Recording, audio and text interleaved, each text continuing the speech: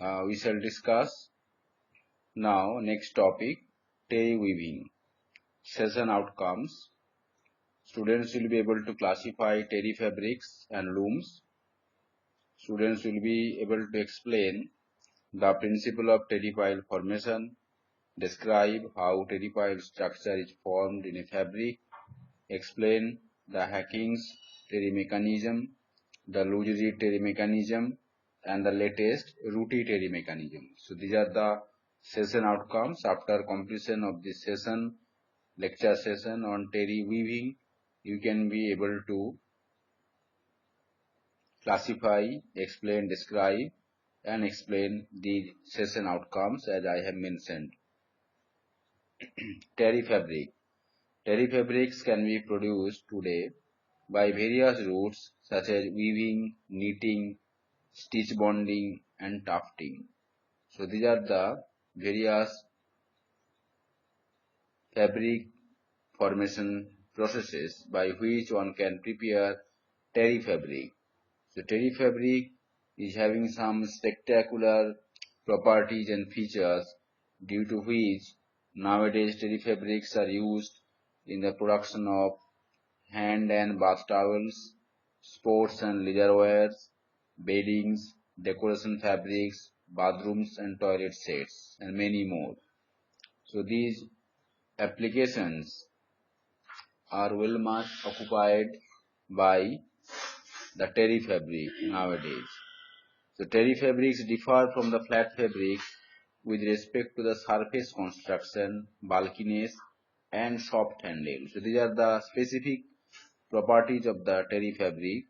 In comparison to the flat fabrics are basically described as when the two sets of yarns are used for the preparation of the fabric, that is the warp and weft.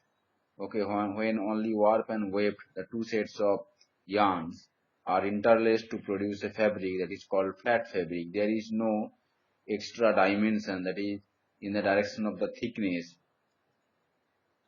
in the flat fabric, but in case of terry fabric, the thickness dimension is enhanced with the terry effect. So as a result, the surface construction will be changed, the fabric will be bulky and softer in handle. So due to these spectacular properties, the terry fabrics are actually used for many applications which I have mentioned earlier. In terry fabrics, there is a third dimensional thickness in the form of loops. You can see these images of the terry fabric. You can see on the surface there are the loops of the yarns which are present. Okay, here these are the terry towels. You can see that in the surface, okay, there are loops of the yarn. Okay, so these are also the loops. This type of fabrics are called corduroy or corded fabric, and these are velvetines. So all these are actually the pile fabrics. So in terry fabric, there is a third dimensional thickness in the form of loops. That is the most important identification features of the terry fabric. Terry fabrics consist of a dense combination of medium height loop pile of absorbent cotton yarn on one or both sides without any surface finishing. Okay, so dense combination of medium height loop pile of absorbent cotton yarn. Most commonly, cotton yarns are used for the manufacturing of the terry fabric, but nowadays some synthetic filaments and synthetic staple fibers are also used for the manufacturing of the terry fabric.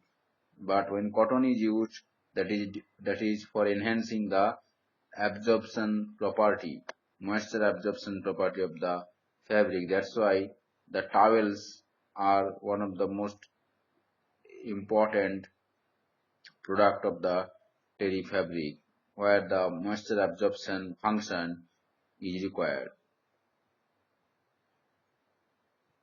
So terry fabrics, which is a class of pile fabric, actually the pile is the broader class where there are some piles or the loops of the yarn present on the surface of the fabric.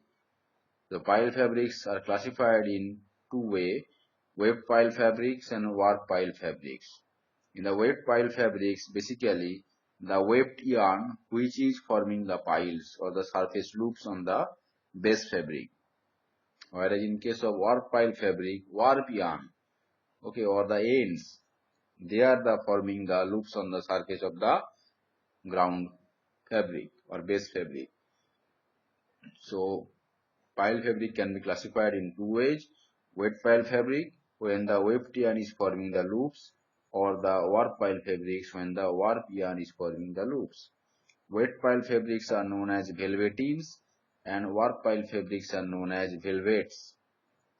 So velvetines are again classified in four ways: all over or plain velveteen, wet plushes, corded velveteen or corduroys or fustians, figured velveteen. So these are the various classes of wet pile fabrics. So this is the detailed description of these fabrics you may learn elsewhere in some other subject, maybe in the subject of uh, fabric structure and design. There in detail the structure of all those type of velvetines will be discussed in this, but in this subject it is out of scope. Now, warp pile fabric or velvets that can be classified in two ways: terry piles and wire piles. Okay, so our topic of discussion is on terry piles, which is one type of warp pile fabric or velvets. Okay, the another class, the wire piles, where the wires are inserted for the formation of the pile. Wire pile structures are also classified in two ways: fast structure and loose structures. So these wire pile structures also out of the scope of the syllabus, so I shall not discuss here. Okay, but you can better learn all those type of pile fabric in your subject in fabric structure and design. The terry pile are belong to a certain class of warp pile structure in which certain warp ends are made to form loops on the surface of the cloth. So as it is a warp pile structure, so certain warp ends are actually the forming the loops on the surface of the cloth. That is most important features of the terry pile or terry fabric. Now properties of the terry fabric. You can see the clear image of terry fabric. Here you can see, okay, there is a flat portion in zigzag way, flat portion. This particular flat portion is a knitted structure, though it is a knitted structure. This is a particular flat portion is a called flat fabric, and when there will be the piles or the surface loops on the flat surface, they are called the pile effect. Okay, so in this way, the pile loops or the terry loops are formed on the flat surface. So this pile actually enhancing the surface characteristics, bulkiness, softness, moisture absorption behavior, etc. So cloth thickness is increased due to the loose pile surface, so that the capacity of absorbing moisture is increased. That is, I think it's clear to you now. More air is trapped in the fabric so that the heat retention is greatly improved. This valuable property makes terry cloth useful for winter beddings. Okay, so because of these enhanced bulkiness, the air, a good amount of air pockets are created inside this terry structure. Okay, so these air pockets are actually are insulator in nature, and that is giving you good warmth in winter season. That's why the terry cloths are actually used for winter beddings. Terry fabrics are softer than the flat fabric, as the interlacement of the threads are not directly exposed. Interlacement of the threads, okay, which are there on the base fabric, they are not directly exposed because they are the harder part of the fabric that will give some irritating sensation on the skin. But the softer the loops that will when in touch in the with the skin, that will give you some agreeable sensation, okay, when rubbed on the body. Light reflection is low in terry fabric. Terry fabrics are not lustrous because of the irregular surface, and there will be the irregular reflection of the light ray. Terry fabric need not be ironed.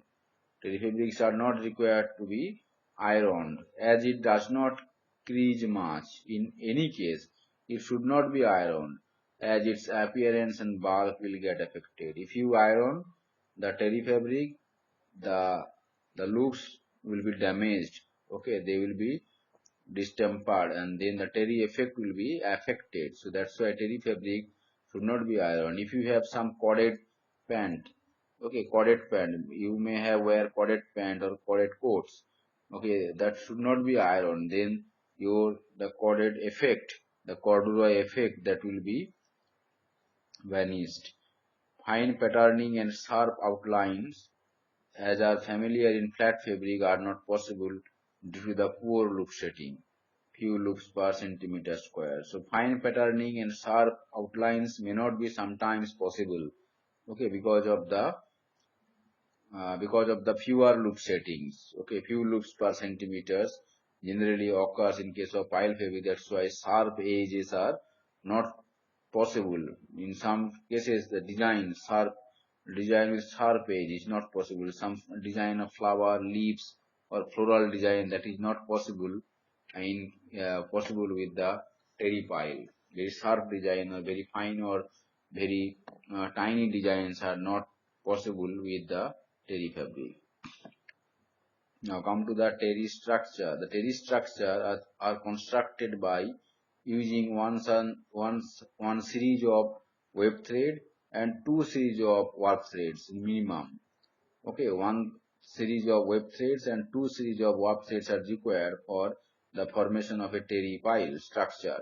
One of the ground and other for the pile. The two sets of warp threads are required. One set of warp thread is required for the ground thread, and another set of warp threads are required for the pile. Okay, so ground are generally called the base fabric. There will be the interlacement of the single warp sets and single weft. Okay, that is required for the base fabric, for the preparation of the base or the ground, and the extra warp thread that is required for the formation of the pile.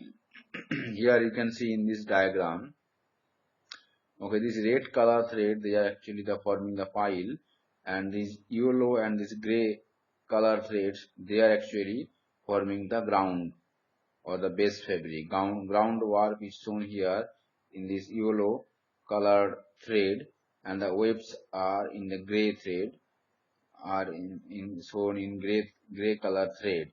Okay, so this yellow and the gray thread, warp and web, they are the forming the ground or the base fabric, and the red color thread, that is the forming the pile or the loop. Okay, the ground warp interlaces with the ground web to form the ground cloth, for which the loops formed by the pile end project. The loops may be single-sided, which are called face loop, or double-sided, face and back. Okay, so here in this particular diagram, this red loop, they are actually the face loop, because the loops are present in the face side of the fabric.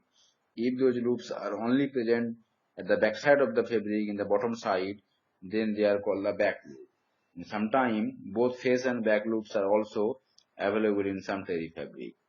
Okay, here you can see more than two pile warps are used. Okay, the blue one and the yellow one. So the blue loops are also visible here, and the yellow loops are also visible here. Okay, so basically two sets of warp threads are used for formation of the pile here. So at least one set of pile warp is required, but if you want, you can use more than one pile warp. Okay, and here you can see the loops are only shown in one side, that is the face side, but in this diagram, in the cross section A, B, C, D, here you can see in case of A, these loops are only on the face side. Okay, this is a face pile structure. In the B, you can see one loop are forming in the face side, and other loops are forming in the back side. So this is the face back structure, because in the both sides the loops are present, but the thread which is forming the face loop, this is only forming the face loop, not back loop, and the thread which is forming the back loops, that is only forming the back loop, not the face loops.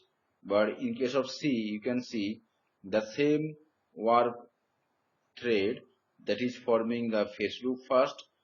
After a certain interval, they are forming back loop and then again face loop.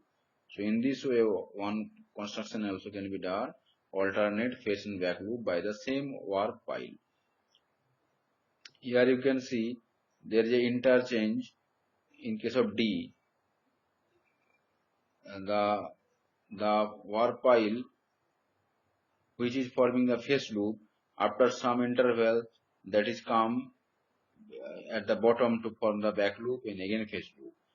And similarly, the warp pile which is forming the back loop, after a certain interval they will form the face loop and then again back loop. So in this way, the interchange of the face pile and back pile is possible. So there are 4 different type of terry pile structure depending upon the face pile and back pile are shown here. You can go through in detail in book also about this type of terry pile structure, how they are formed, face pile and back pile. Now pile formation in terry fabric. So what is the mechanism of pile formation? How the piles are formed with the pile work. The terry pile is formed normally on 3 peaks. So minimum 3 peaks are generally required for the formation of terry pile. 3 peak structure. So consecutively 3 peaks are required to form a loop. How it is possible, that you need to understand. This is done by creating a gap between the fail of the cloth and 2 successive peaks. You know the fail of the cloth where the reed is coming to bit up, and the fabric formation point which is called the fail, cloth fail. Okay, this is the point of bit up. When the farthest position of the reed where it will hit the web thread after insertion to form the fabric, that is the cloth fail. Okay, so uh, the terry pile is actually done by creating a gap between the fail of the cloth and 2 successive peaks. That is the most important point to understand. So that means here in this figure A, if you can see, okay, this shaded thread, bottom one and top one, they are actually the ground work. Okay, this one and this one, they are actually the ground work. Okay, and these dot points are the weft. Suppose this is the first weft insertion and this is the second weft insertion. After the insertion of the first wave, beta has not been done. Okay, and after the insertion of the second wave, then a false beta has been done. That means the reed will not beat its full length. A small beta has been done. Okay, after that, the third peak is inserted here in the figure B, and then the full beta has been done. As soon as the full beta has been done, so all these 3 weftians will be all together to reach to the cloth fail along with the reed. Okay, so during this full beta, the pile thread which is shown here, this pile thread is having some extra length. This amount of length was extra, okay, during this consecutive 3 picking. So this extra length will appear as a loop. Okay, that is called pile. Okay, this is discussed here. The pile is formed in 2 stages.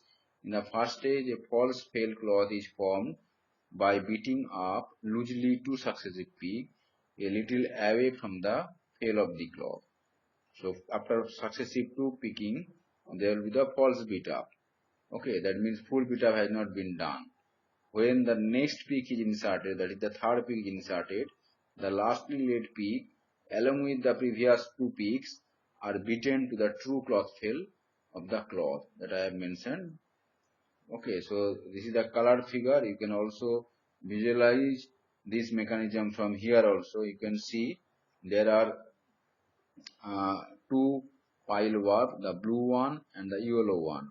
Okay, and this red one and this dark brown one, these are actually forming the base fabric or ground fabric. Okay, and these gray color dots, they are the weft yarn or peaks. Okay, so here you can see after the insertion of consecutive 3 peaks, a false bit up has been done. Okay, so after insertion of the when the full bit up has been done with all these 3 peaks, then the extra length, that is the extra length of this blue warp or this yellow warp, they will form the pile in this way. Okay, or loops in this way. So during this action, the 3 peaks are capable of sliding between the ground ends since the ground ends are heavily tensioned. So it is most important. The ground end means the which are forming the base fabric, the red one and the brown one, they are actually heavily tensioned. Normally, you know, the warp threads are actually heavily tensioned. But the pile warp, they are also coming from the warper beam, but the pile warps are actually loosely tensioned. Okay, the tension is very low, so that's why the extra length is possible. If the tension in the pile warp is also will be equal to the ground warp, then the loop formation will not be possible. Okay, so due to this low tension in the pile warp, this loop formation is possible. Okay, so that's why the ground warp cannot slide similarly between the pile ends, and because they are structurally locked with them, also the pile warp thread is slack at the movement. Therefore, when there is a beat up after the third peak, the excess length of the pile yarn in the gap is formed on a loop. If the pile warp float is formed on the surface, a loop is produced on the face of the cloth, and if the float is formed on the back, a loop is produced on the back of the cloth. So as I have already mentioned, the blue thread that is forming the face pile and the yellow one that is forming the back pile, because they are forming the loop at the back side of the cloth. So now formation of the pile, how the piles are formed. The piles are formed due to the gap which is created by variety of devices which can be divided into 3 main classes. Sorry, here it is mentioned 2, but it will be in 3 main classes. The gap is created. The gap between the successive 3 peaks. Okay, so that is created by 3 main mechanisms. The first one, the reed is drawn back to the required distance to produce a temporary false fail of the cloth. So this is the first type of mechanism where the reed is drawn back to the required distance. Required distance is as per the length of the loop required to produce a temporary false fail of the cloth. This system is adopted in most of the conventional terry loom. Okay, this is most familiar or popular in case of conventional terry looms, where the reed is drawn back to the required distance to produce a temporary false fail of the cloth to produce the gap. The terry pile motion is designed to withdraw the sleigh backward for the first 2 peaks to produce a temporary false fail, which is available with the first reed principle, where the sleigh actually is designed to withdraw in some backward direction for the first 2 peaks, okay, to produce a temporary false cloth fail. And the third type of mechanism is that the fail of the cloth itself is made to move away from the oncoming reed. When the cloth fail is actually moved away from the ongoing reed. So this type of mechanism is used in the gripper projectile and rapier looms, where the cloth fail is actually shifted from the actual position of the cloth fail. So these are the 3 type of mechanism by which a gap is created, and due to the creation of that gap, the pile is created in the fabric for the formation of the terry pile. So now come to the various types of terry fabric depending upon the loop structure. Terry fabric with upright loops. Standard variety. This type of terry fabrics are actually called the standard variety of the terry fabric, where the warp is not sized.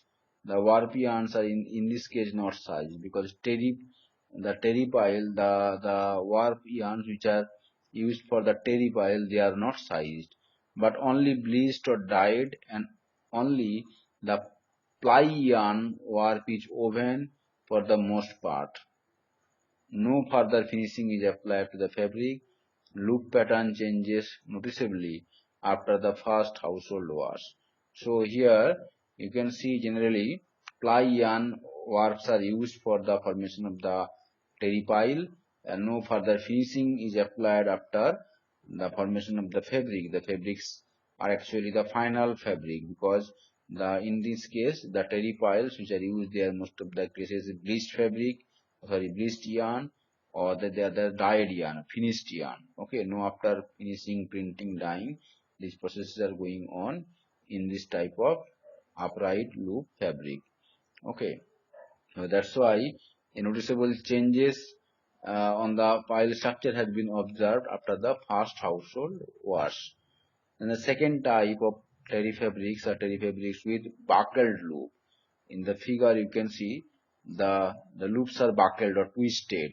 Okay, you can see the loops are twisted, but here in the first case you can see the loops, they are not twisted, they are much open. Okay, but in buckled loop which are made by deliberately encouraging the wrapping and twisting of pile loop. So you can see there is the deliberate wrapping and twisting of the pile loop accomplished by weaving sized single yarn.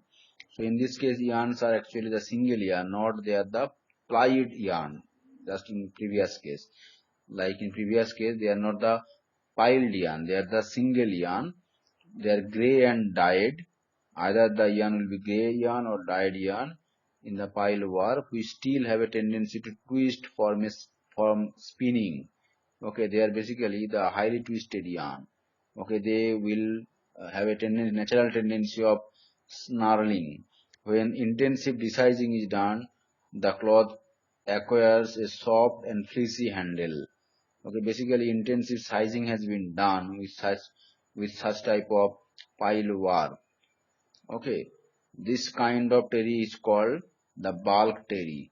Okay, so you can see the appearance of the cloth. The appearance of the cloth will be like this, and this type of fabrics is called bulk terry. Much bulkier the fabric will be when this type of buckled loop will be there on the surface of the fabric.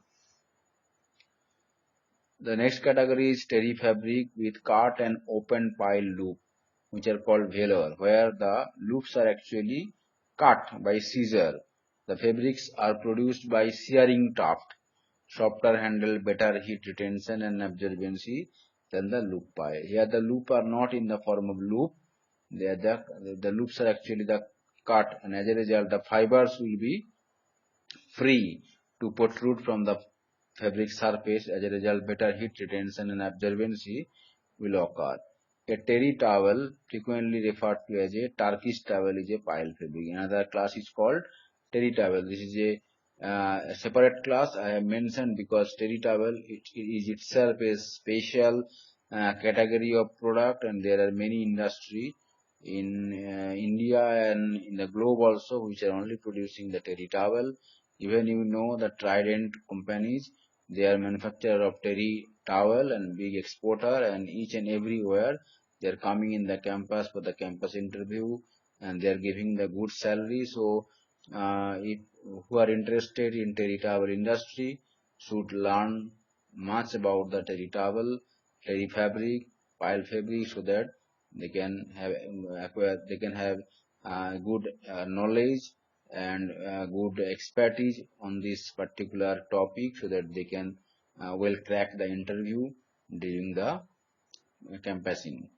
So requirement of terry loom. The production of terry structure requires special arrangement and two warp beam. At least two warp beams are required because one beam will be for the ground warp and another beam for the pile warp. The ground warp will be highly tensioned and the pile warp will be loosely tensioned. So whenever you can see there are two beams in a loom, one is the ordinary beam and another is the pile beam, which is just placed on the top of the loom. You can identify the loom as a terry loom. Of the two bar beam, one is required for the ground weave and another other for the pile effect. The warp thread in the bottom beam are kept under the normal tension. The warp threads on the top beam are tensioned highly for the loop formation. So it is written wrong here. The warp thread in the bottom of the beam are kept under the normal tension. That is correct. The warp thread which in the top beam are tensioned lightly for the loop formation. Okay, or correct. This sentence is also correct. Tension lightly. So here the schematic diagram of a terry loom is shown here. This is the normal warp beam or the ground warp, and this the top here. This is the warp beam for the terry pile. So the warp threads which are coming from the terry beam, they are lightly tensioned, and the warp threads which are coming from this ground wave, they are highly tensioned. Okay, so they will form the shade here. The peak will be inserted here. This is the red. There will be at least 3 consecutive peaks inserted. After that, the beating will be done. Okay, so as soon as there will be the beating after 3 consecutive peaks, then there will be the formation of the terry pile. The various parts of the looms are shown here in this figure, so you can just go through and you can tally your previous knowledge of FM2 about the various parts of the loom, and if you can be able to identify each and every parts of the loom from this figure or not. And here from the commercial picture I have shown you, this is the front of the terry loom. You can see these are the cloth beam, and this is the terry warp beam which is aside at the top of the loom. And this is the back side of a terry loom, where you can see this is the warper beam of the terry pile threads, and this is the normal warper beam for the ground weave. Okay, so two beams are there. One is aside at the bottom in the normal position for the ground warp, and another is at the top of the loom for the terry pile formation. So the beam which is kept at the top of the loom, that is lightly tensioned, and the beam which is in the normal position at the bottom of the loom, which is supplied with the high tension. So now come to the terry weaves. Okay, as per the design of the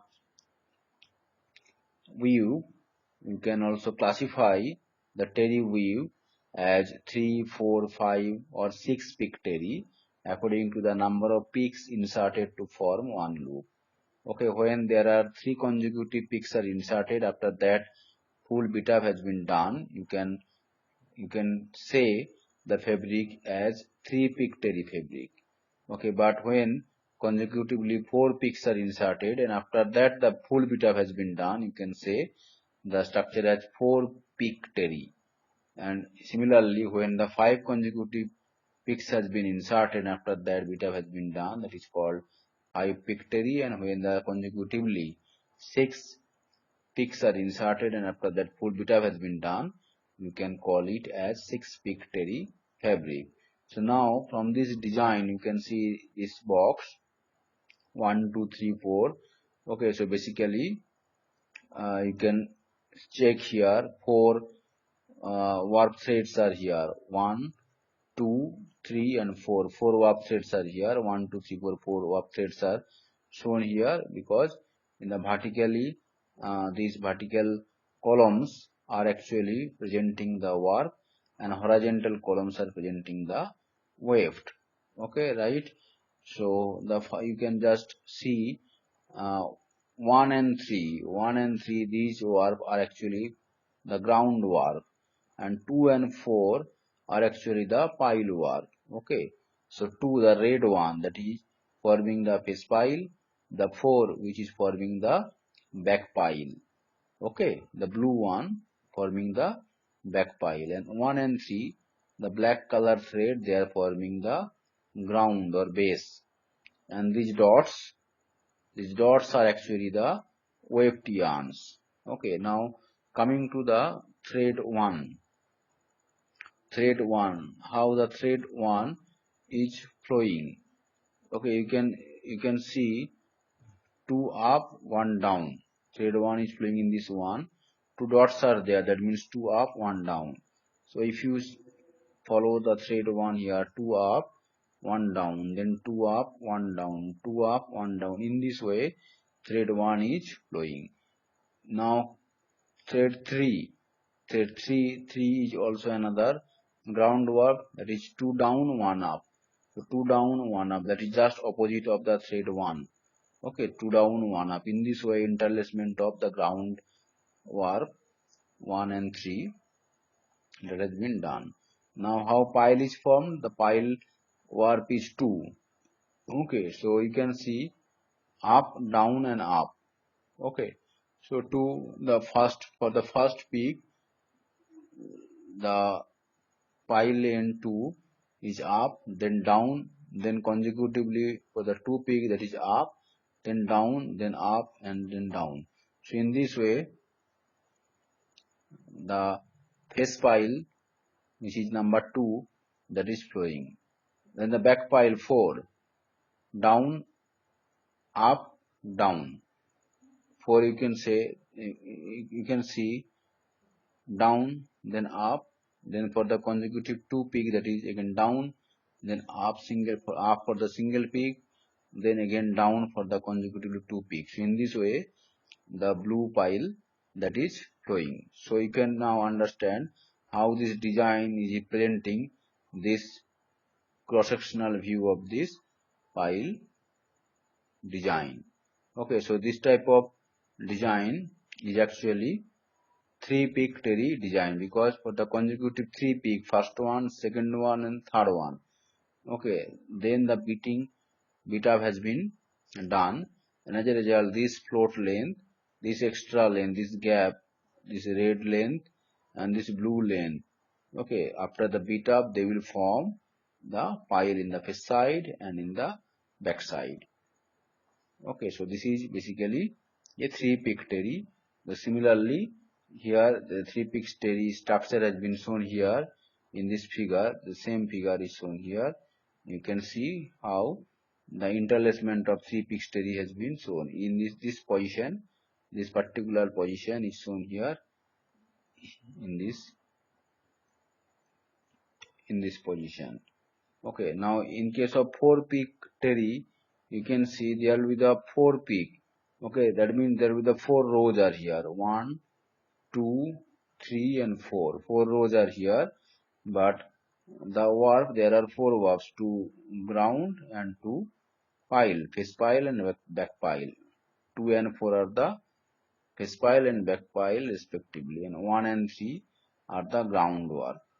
Okay, and 4-peak terry, so that's why 4 rows are here. Okay, so here 4 dots will be there for the 4 waves, and interlacement, you can see, you can understand how the interlacement is done.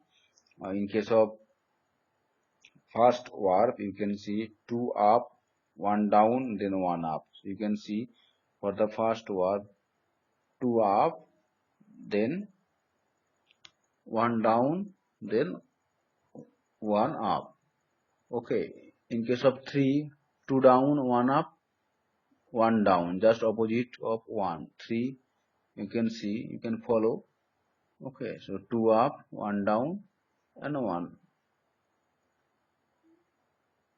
So in this way, you can also see how the pile, the face pile, the number 2, that is flowing 1 up, down, then 2 up. Okay, so you can see 1 up, then down, then 2 up. Okay, the back pile 4, down, up, down, down. So it's initially for this peak, the down, then up, then down, down. So in this way, four peak terry pile structure will form. So in this way, for the five peak terry and for the six peak terry, you can understand how the structure are formed. It is a matter of practice also. You should draw this figure on your own, on your copy, and you can practice and you can understand how the 3, 4, 5 and 6 terry structure has been formed.